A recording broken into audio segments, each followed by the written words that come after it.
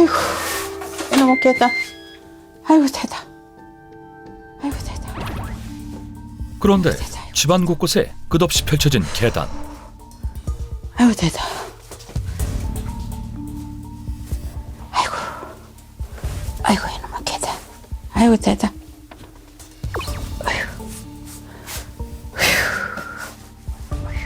그동안 그녀는 이렇게 안 좋은 무릎 상태로 어떻게 생활했던 것일까? 와, 어머니 집에 계단이 많네요.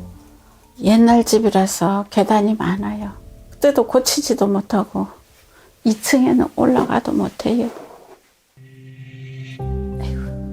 몇 걸음만 올라도 무릎 통증이 심해져 두려움의 대상이 된 계단.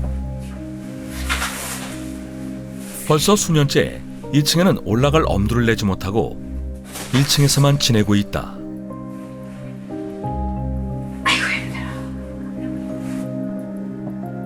심각한 관절염 때문에 아찔한 순간도 많았다고 하는데 횡단보도 건너가다가 이 횡단보도 불이 다 됐는 거예요. 근데 버스가 느닷없이 오는 거예요. 그래가지고 거기서 넘어지는 바람에 인도에 다니던 사람들이 얼른 쫓아와서 나를 이렇게 세워가지고 데리고 나간 적이 있어요.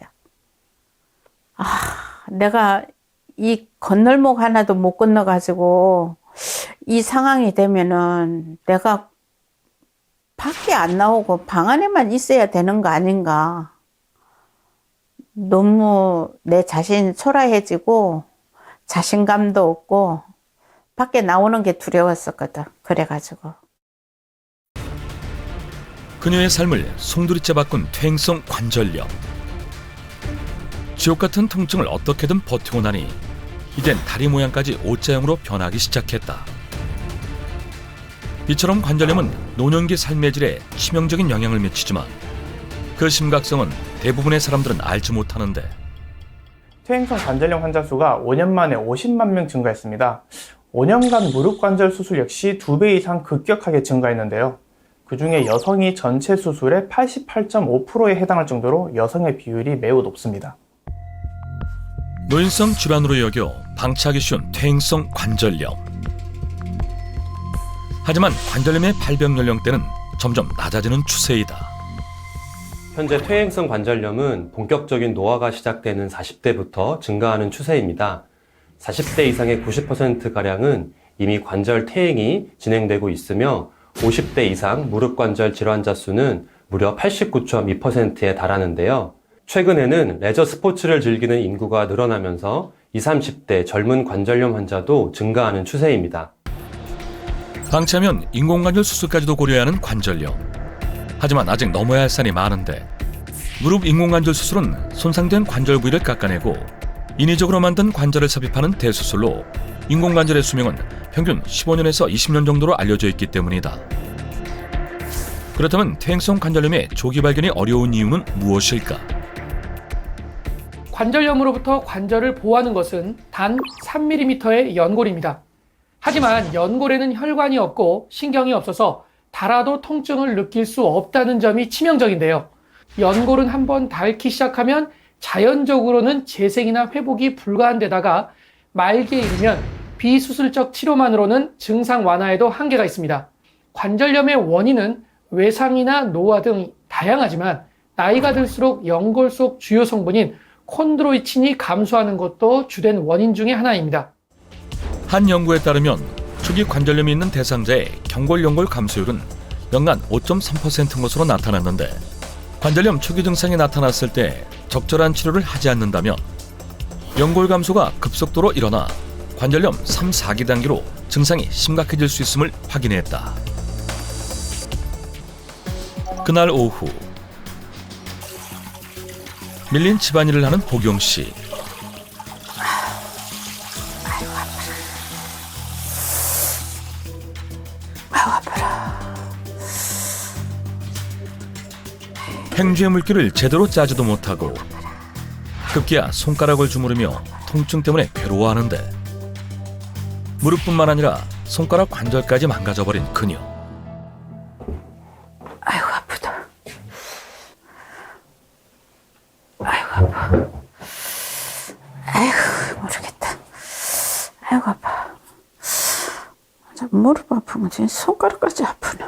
아이고 아파라. 씨. 아이고 성한 데가 하나도 없네. 손가락의 관절 변형까지 이미 진행된 모습이다. 식당에서 일했는데 주방장으로 한 30년 했어요. 잘해서 그런지 직원들도 한 5, 60명 됐는데 아침에 8시 출근하면 그 다음날 5시까지 일을 하고 그러다 보니까 내 몸 하나 돌볼 시간이 없었죠. 33살부터 30년 동안 이끌어온 식당 일. 그녀는 음식 맛을 내기 위해서라면 그 어떤 희생도 준비되어 있었다. 이 음식을 하는 사람들은 이게 그 음식에 대한 자부심이 있거든요. 그러다 보면은 이 채칼이나 이런 거를 안 써요. 그리고 오이 같은 것도 채칼로 쓸면은 다 문드러져요. 그러다 보니까 항상 칼 가지고 놀다 보니까 이 손가락이 지금 다 튀어나와 가지고 완전히 깔풀이 손 같잖아요. 가족을 위해 묵묵히 일했던 그녀. 재능 있는 남매를 누구보다 잘 키우고 싶어 쉼없이 달렸는데 그때는 우리 딸도 음대 다니고 아들도 미대 다니고 그러는 바람에 애들 학비가 굉장히 걱정이 됐었죠. 그래서 내 몸 돌볼 사이도 없이 일만 했던 거지. 무려 15년간 통증을 참다가 뒤늦게 진단받은 퇴행성 관절염. 운동과 체중 감량 등 어떻게든 극복해보려 노력을 하지 않은 것은 아니다. 아무리 노력해도 변화가 없자 예전 식습관으로 돌아간 보경 씨. 식사 대신 즐겨 먹는 건 믹스커피와 빵이다. 밥 맛있어. 역시 커피에는 빵이야.